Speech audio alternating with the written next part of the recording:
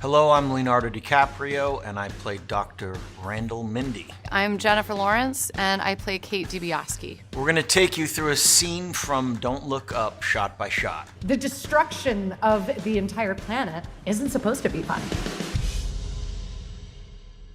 From a wedding proposal to a little science experiment, I'm going to need a temper rub and a martini Our later last on. guests today have made a pretty big discovery in space. In this scene, Dr. Mindy and Kate are going onto a morning show to try to get the word out about this catastrophic meteor. We had like 15 different cameras pointing at us from every direction, film cameras as well as television. Can I ask you one thing before we go any further? I just have to know this.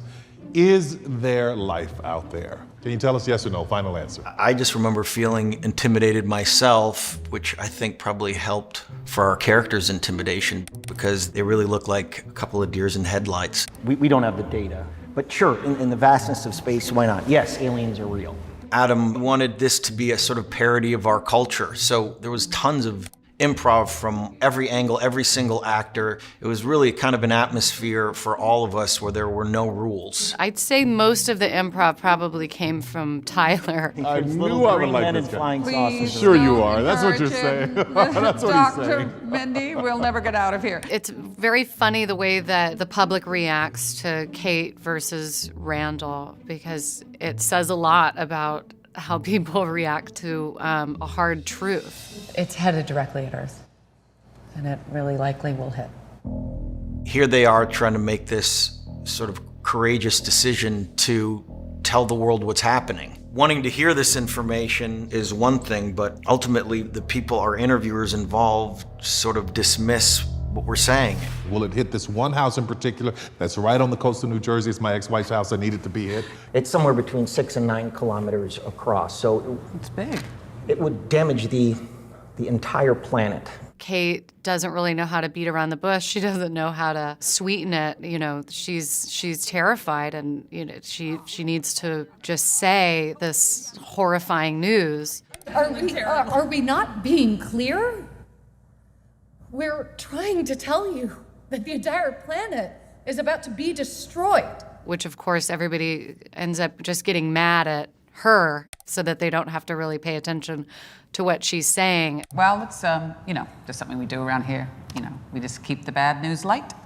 Maybe it's supposed to be terrifying. When we're all 100% for sure gonna fucking die! And then Dr. Randall becomes this kind of safe haven. He makes everybody feel like they're in good hands. My character beforehand, was sort of addicted to Xanax for his panic attacks. And I think purely by mistake, he somehow has become a little bit more media savvy through his nerdiness.